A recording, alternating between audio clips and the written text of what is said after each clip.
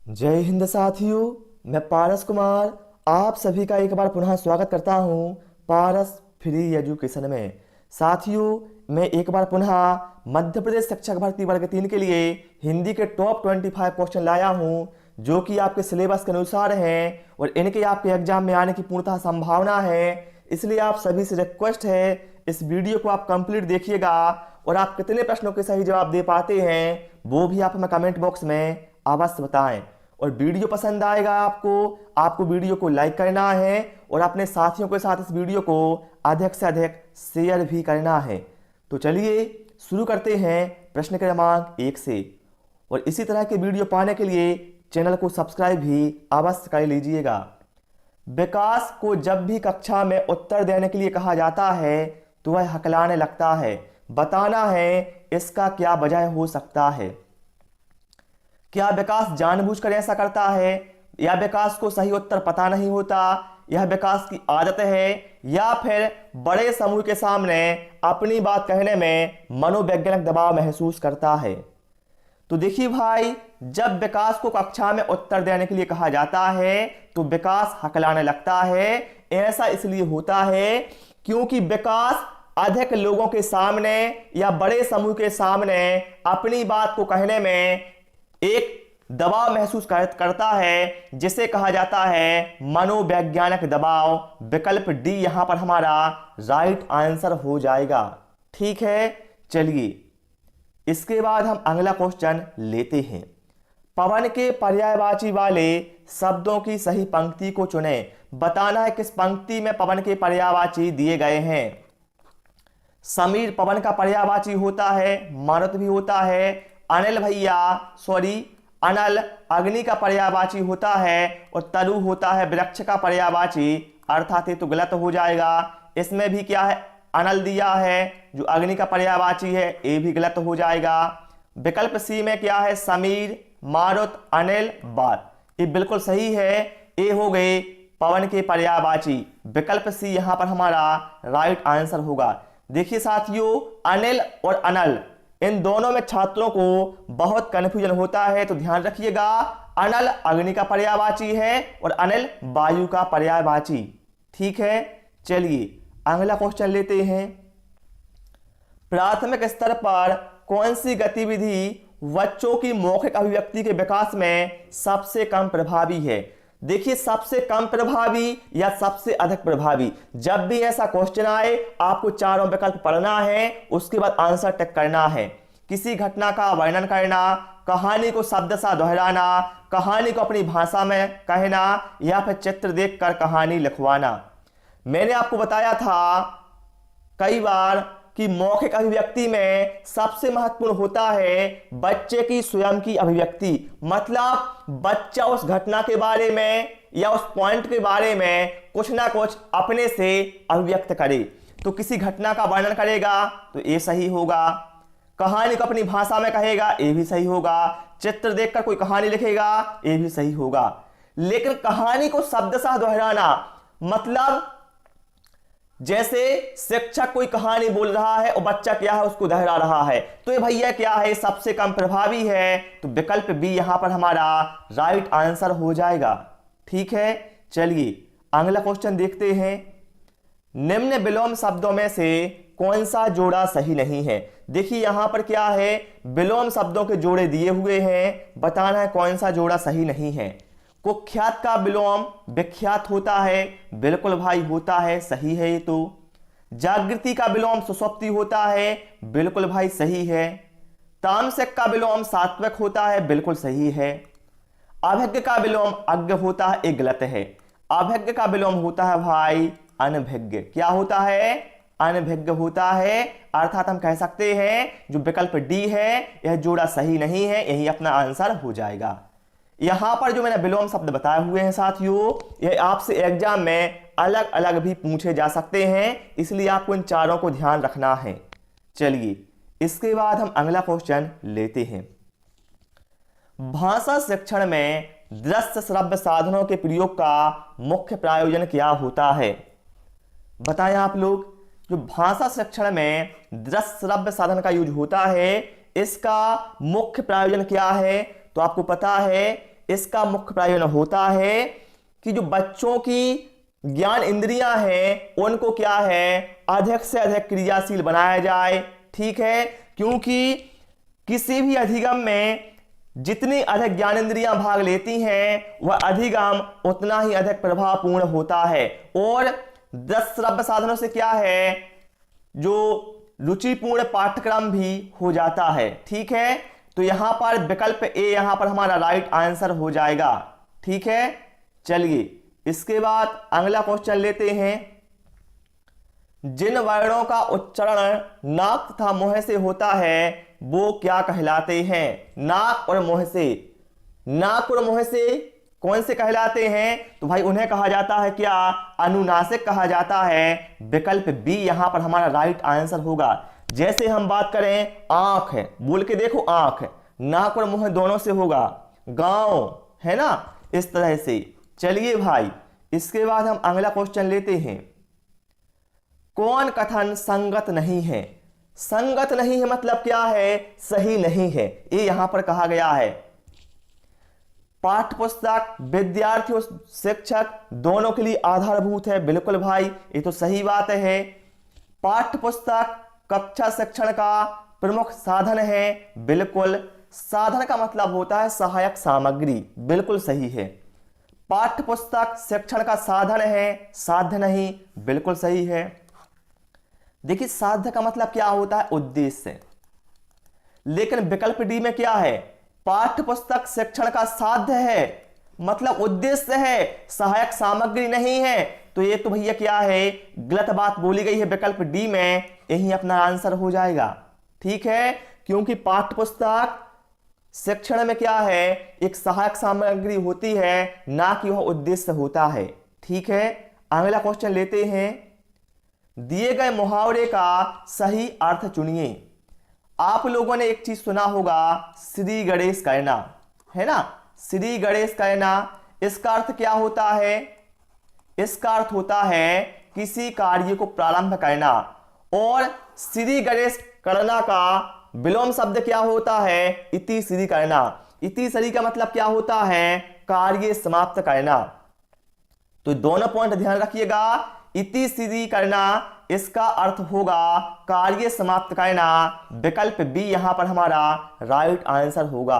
यदि आपसे पूछा जाता श्री गणेश करना इसका अर्थ क्या होगा, तो आप बताते कार्य प्रारंभ करना। ठीक है, चलिए इसके बाद अगला क्वेश्चन लेते हैं। और यदि आपको अन्य वीडियो देखना है बाल विकास, संस्कृत, गणित, पर्यावरण के, तो आप प्लेलिस्ट में जाकर देख सकते हैं। छात्रों के आपसी संबंध किस प्रकार के होने चाहिए जिससे परीक्षा परिणाम में ज्यादा से ज्यादा सुधार हो सके? एक दूसरे को नीचा दिखाने की भावना हो, भैया ऐसा तो क्या है, गलत बात है, इससे कोई फायदा नहीं होगा बल्कि नुकसान ही होगा। एक दूसरे से आगे बढ़ने की होड़ है वो नहीं, बल्कि आपको पता है सहयोग की भावना बच्चों के बीच में होनी चाहिए, है ना। विकल्प सी में क्या है, एक साफ सुथरे प्रतियोगी के रूप में। तो विकल्प सी यहां पर हमारा राइट आंसर हो जाएगा। जो कक्षा में बच्चे हैं उनमें आपसी संबंध है एक साफ सुथरे प्रतियोगी के रूप में होने चाहिए, मतलब एक दूसरे के लिए कोई गलत भावना ना हो। ठीक है, इससे क्या होगा, जो अधिगम है वो बहुत सुचारू रूप से होगा और बच्चे सामुदायिक रूप से कार्य करेंगे तो अधिगम क्या है आपको पता है, बहुत ही प्रभावपूर्ण होता है और परीक्षा परिणाम भी बहुत अच्छा आएगा। तो विकल्प सी यहां पर हमारा राइट आंसर होगा। विकल्प चलिए प्रश्न क्रमांक 10 पर आते हैं। सम उपसर्ग से बना शब्द निम्न में से कौन सा है? आपको पता है उपसर्ग वे शब्दांश हैं जो किसी शब्द के आगे जुड़कर उनके अर्थ में कुछ विशेषता लाते हैं या परिवर्तन लाते हैं। जैसे यहां पर हम देखें, हमारा शब्द क्या था, मुख। शब्द क्या था, मुख। यदि हमने इसके सामने सम उपसर्ग जोड़ दिया तो क्या बन गया, सम्मुख बन गया। ठीक है ना, तो विकल्प बी यहां पर हमारा राइट आंसर हो जाएगा। क्लियर हो गया। चलिए अगला क्वेश्चन लेते हैं। हिंदी शिक्षण में उपलब्धि की जांच कैसे की जाती है? अब बताएं आप, निबंधात्मक प्रश्नों से क्या आप कर सकते हैं उपलब्धि की जांच? नहीं कर सकते हैं। बुद्धि परीक्षण से क्या है, उपलब्धि की जांच नहीं होगी भाई मेरी, उस बल्कि क्या है, उसका आईक्यू लेवल पता चलेगा, है ना। लेकिन यदि आपको उपलब्धि की जांच करनी है तो आपके लिए सबसे सही होगा उपलब्धि परीक्षण। विकल्प डी यहां पर हमारा राइट आंसर होगा। चलिए अगला क्वेश्चन लेते हैं। इसके बाद, निष्कपट में कौन सी संधि है? निष्कपट, पहली बात तो यह है इसका विग्रह क्या होगा वो आपको पता होना चाहिए। निहि प्लस कपट, ये होगा इसका संधि विग्रह। ठीक है, इसको भी ध्यान रखिएगा। तो यहां पर चूंकि विसर्ग आ गया है अर्थात विसर्ग संधि हो जाएगी। ठीक है, चलिए इसके बाद अगला क्वेश्चन लेते हैं। अर्थ ग्रहण के कौशल के विकास के लिए सबसे अधिक उपयोगी क्या है? यदि आप चाहते हैं कि बच्चों में अर्थ ग्रहण कौशल का विकास हो तो सबसे अधिक उपयोगी क्या होगा इसमें से? समाचार वाचन क्या होगा? नहीं, समाचार वाचन से नहीं होगा। व्याकरण शिक्षा से क्या होता है? भाषागत शुद्धता का विकास होता है। ठीक है, सास्वर वाचन से क्या होता है? उच्चारण की शुद्धता का विकास होता है। लेकिन जो मौन वाचन होता है इससे क्या होता है? बच्चा अर्थ को ग्रहण करते हुए पढ़ता रहता है, उसी को कहा जाता है मौन वाचन। विकल्प सी यहां पर हमारा राइट आंसर होगा। ठीक है, मौन वाचन की परिभाषा क्या होगी बताएं आप लोग। मौन वाचन किसे कहते हैं? क्या आपको पता है? लिखित सामग्री को चुपचाप यदि बच्चा बिना आवाज निकाले पढ़ता है तो उसे मौन वाचन कहते हैं। और मौन वाचन अर्थ ग्रहण के कौशल में भैया सबसे महत्वपूर्ण होता है, ये आप ध्यान रखिएगा। अगला है लौट कर आया हुआ, इसके लिए बताना है एक शब्द क्या होगा। लौट कर आया हुआ तो इसे कहा जाएगा प्रत्यागत। क्या होगा? प्रत्यागत। ओके, चलिए अगला है जुगुप्सा किस रस का स्थायी भाव है? जुगुप्सा, तो यहां पर मैं सभी के बता देता हूं। देखिए शांत रस का स्थायी भाव क्या होता है? सम या निर्वेद, दोनों में से कोई मिले बता देना। ध्यान रखिएगा, बहुत इंपॉर्टेंट चीज बता रहा हूं। रौद्र रस का क्या होता है? क्रोध होता है। वीर रस का स्थायी भाव क्या होता है? उत्साह होता है। और विभत्स रस का स्थायी भाव क्या होता है? तो आप बताओगे जुगुप्सा या फिर घृणा, एक ही बात है। तो यहां पर जुगुप्सा बताना था, किसका था? तो आप बताओगे विभत्स रस का। साथियों, जब किसी घृणात्मक वस्तु को या घृणात्मक व्यक्ति को या घृणात्मक घटना को देखा जाता है तो वहां पर जो रस उत्पन्न होता है उसे कहा जाता है विभत्स रस। ठीक है, चलिए इसके बाद अगला क्वेश्चन लेते हैं। प्राथमिक स्तर पर बच्चे किस प्रकार की कविताएं पसंद करते हैं? बच्चे बहुत छोटे छोटे हैं भाई मेरे, तो उनके लिए ऐसी कविताएं चाहिए देखिए जो तुकांत ना हो, नहीं कोई सीख देती हो, भैया उससे महत्वपूर्ण नहीं है ना। उन्हें तो क्या है, मुख्यतः होता कविता को पढ़ने में जो अनुभूति है वो होनी चाहिए, रसानुभूति, जिनमें लयात्मकता हो। बिल्कुल भाई सही हो, प्राथमिक स्तर पर बच्चे ऐसी कविताएं पसंद करते हैं जिनमें क्या है, एक विशेष तरह की लयात्मकता होती है। विकल्प सी यहां पर हमारा राइट आंसर हो जाएगा। चलिए भाई इसके बाद अगला क्वेश्चन लेते हैं। देवासुर शब्द में बताना है कौन सा समास है। पहली बात तो इसका आपको विग्रह पता होना चाहिए कि सामासिक विग्रह इसका क्या होगा, देवासुर का। तो मैं बताता हूं इसका विग्रह क्या होगा, देव और असुर, ये होगा इसका सामासिक विग्रह। ठीक है, तो यहां पर देव और असुर अर्थात यहां पर क्या हो जाएगा, द्वंद्व समास हो जाएगा। विकल्प ए यहां पर हमारा राइट आंसर होगा। चलिए इसके बाद हम लेते हैं अगला क्वेश्चन।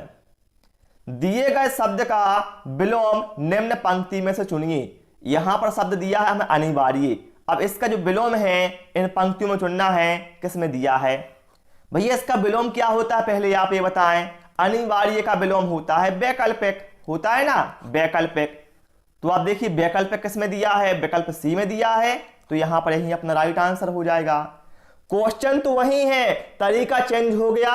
इस इतने में क्या है, बहुत सारे छात्र क्या है गलती कर जाएंगे। इसलिए मैं आपसे बोलता हूं आप अधिक से अधिक क्या है इस तरह के क्वेश्चनों को लगाएं, जिससे आपको पता चल सके आखिर एग्जाम में कैसे प्रश्न आते हैं। भाषा का प्रमुख कौशल क्या है? भाषा का प्रमुख कौशल तो देखिए लिखना, पढ़ना, बोलना या फिर उपरोक्त सभी। तो देखिए हम किसी सभी एक कौशल को महत्वपूर्ण नहीं बोल सकते, बल्कि आपको पता है सुनना, बोलना, पढ़ना, लिखना ये सभी कौशल महत्वपूर्ण होते हैं और आपस में क्या है अंतः संबंधित भी होते हैं। तो विकल्प डी यहां पर हमारा राइट आंसर होगा। चलिए अगला क्वेश्चन लेते हैं। बहुत ही शानदार लाजवाब क्वेश्चन है और इस तरह के जो शब्द हैं एग्जाम में बार बार ट्रेंड करते हैं कि कौन सा शुद्ध वर्तनी है, वही शब्द यहां पर मैंने लिए हैं।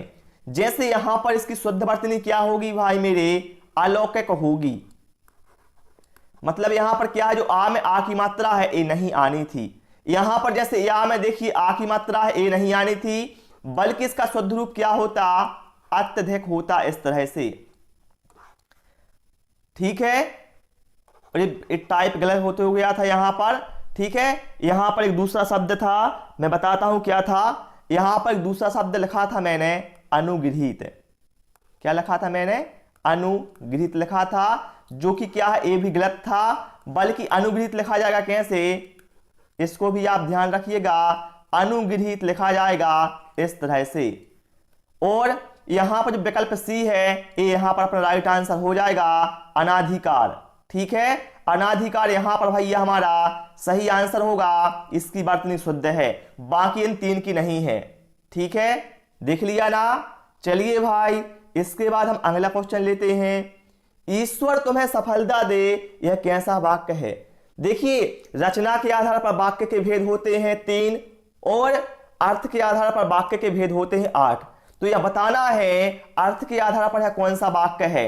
ईश्वर तुम्हें सफलता दे मतलब यह मेरी इच्छा है मेरे भाई कि ईश्वर तुम्हें सफलता दे। यहां पर मैं क्या है अपनी इच्छा व्यक्त कर रहा हूं, अर्थात इच्छावाचक वाक्य है। विकल्प डी यहां पर हमारा राइट आंसर होगा।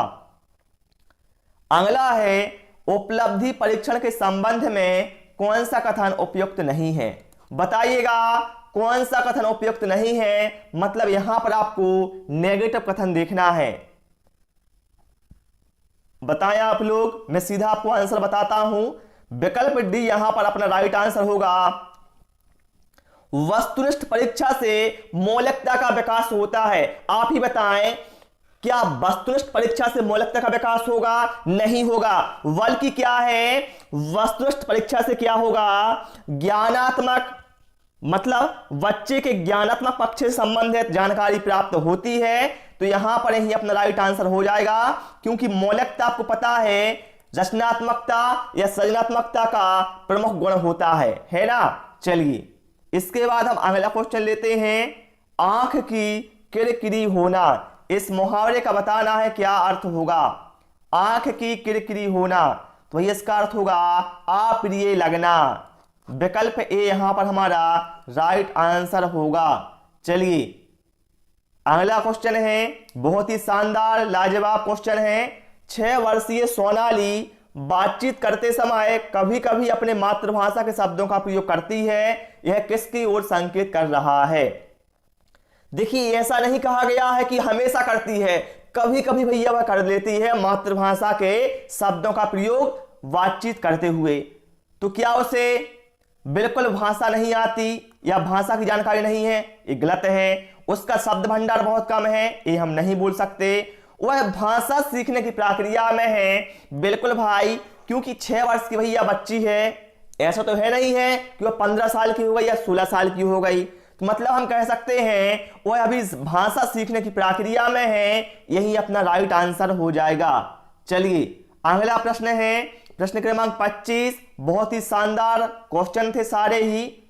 किसका संबंध है बोलने के कौशल के विकास से नहीं है? देखिए आपको पता है शाश्वत वाचन का संबंध है, आपको पता है उच्चारण शुद्धता के लिए महत्वपूर्ण होता है। मतलब इसका संबंध क्या है, बोलने के कौशल से संबंधित है। ठीक है, इसका भी है और कविता पाठ का भी है। लेकिन जो प्रतिलिपि है इसका संबंध भैया होता है लेखन कौशल से, ना कि बोलने के कौशल से। तो यही अपना राइट आंसर हो जाएगा, प्रतिलिपि संबंधित नहीं है। ठीक है, तो प्यारे साथियों आज इस क्लास में इतना ही। आपको हमारी क्लास कैसी लगी और आपने कितना स्कोर किया है वो आप कमेंट बॉक्स में अवश्य बताइएगा। Thanks for watching this video.